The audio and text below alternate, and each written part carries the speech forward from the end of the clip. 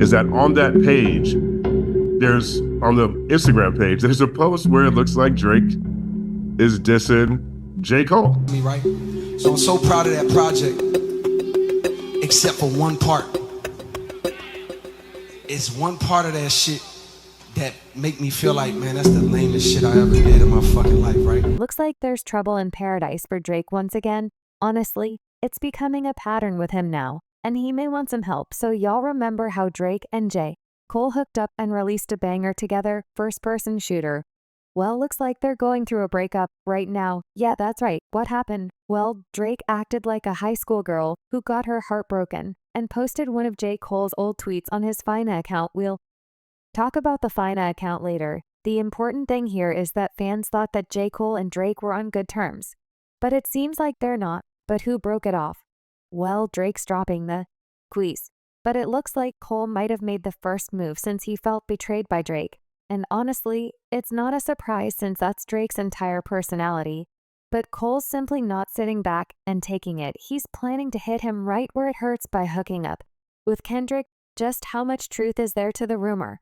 Are we smelling another rap beef? Let's find out. Going to maybe possibly say beef between Drake and J. Cole where they end up doing diss tracks to each other, or is Drake just going to be dropping subliminal disses to J. Cole? Drake shades J. Cole. So you know how fans had been wondering about Drake being quiet for a while. I mean, the dude went from responding to diss tracks within a couple of hours to dropping off from the face of the earth.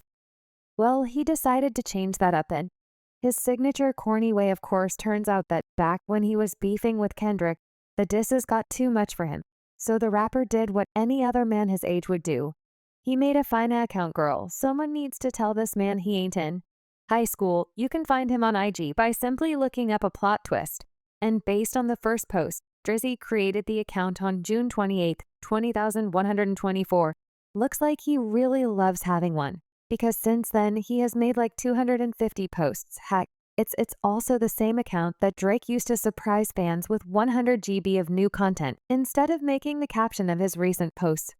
Personal rant. In a true high school girl fashion, Drake linked fans to the 100 Gigs org website, which featured multiple unreleased songs, never seen studio session footage, and more. Heck, one of the videos features Drake talking about the woman who inspired his viral track Hotline Bling. You know, and then this is like, I used to like, okay, so we used to be in bed together, right?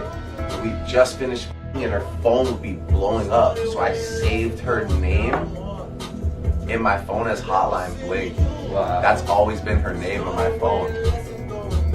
And I was looking at it today, I was like, Hotline Bling is a sick name. Like, that should be my artist name. Yeah. But it's not. So I was just like, yeah, Drake changes his name to Hotline Bling. Looks like Drake's using the account to offer fans something more. Well, whatever his intentions were, his recent post really caught fans' attention.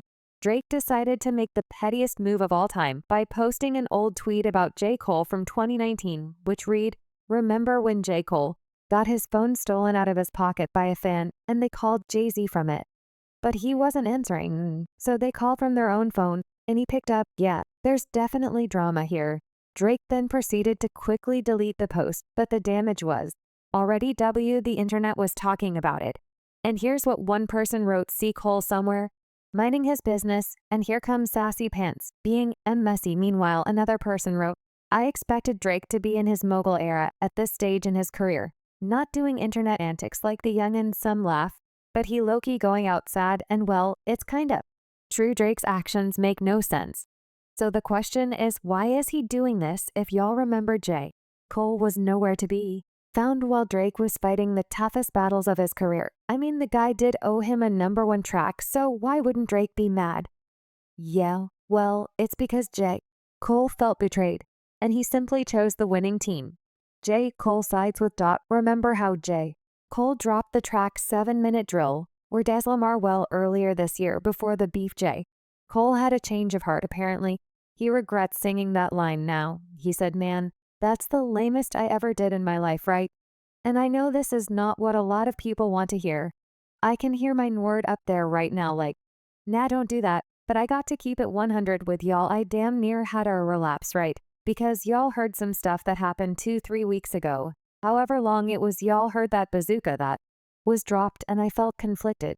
'Cause I'm like, bro, I know I don't really feel way, but the world want to see blood. So I say all of that to say, in my spirit of trying to get this music out, I moved in a way that spiritually feels bad on me. I tried to jab my N-word back, and I tried to keep it friendly. But at the end of the day, when I listen to it, and when it comes out, and I see the talk that she don't sit right with my spirit, that disrupts my peace. So I want to say tonight, in the midst of me doing that, and in that stuff, trying to find a little angle and downplay this in words, effing catalog and his greatness, I want to say right here tonight, how many people think Kendrick Lamar is one of the greatest MF to ever touch a microphone? Dreamville, y'all love Kendrick Lamar, correct as do I. For those of you who don't know your history, J. Cole and Kendrick have been tight for 10 years now. They first met in 2010, with Cole helping Kendrick produce his debut hit, He Power, and then in 2012 had a few verses on the rapper's sophomore album, Forbidden Fruit.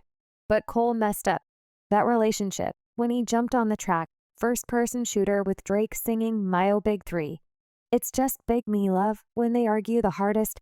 MC, is it K. Is it Aubrey or me? We the big three, like we started a league. And that basically just that this entire thing started in the first place. Kendrick clapped up with the verse, yeah, get up with me, sneak dissing J, First-Person Shooter. I hope they came with 3 switches and F the big 3 N-word. It's just Big Me on like that. J. Cole was the first to fire back at Dot on the song 7-Minute Drill, and man did he straight up go for it. He rapped the rap beef ain't realer than the I seen in Cumberland. He averag in one hard verse like every 30 months or something.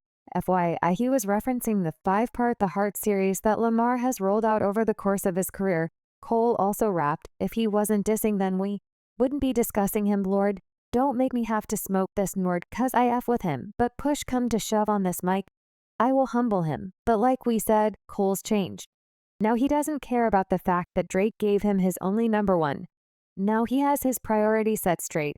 And he's not the only one. Lil Wayne's walking out on Drake as well. Yeah, you heard that right, and we're not throwing it out there to see what sticks, we're saying it because we got cold hard proof. You see, Wayne was spotted wearing an XO chain, the label's insignia, in a recent music video, and it's not like Drake and The Weeknd got any love to share. Heck, The Weeknd also reposted the picture of Lil Wayne rocking the chain on his IG account with the caption, the goat emoji, rocking the XO, playing the guitar emoji. Honestly, the entire situation had fans scratching their heads.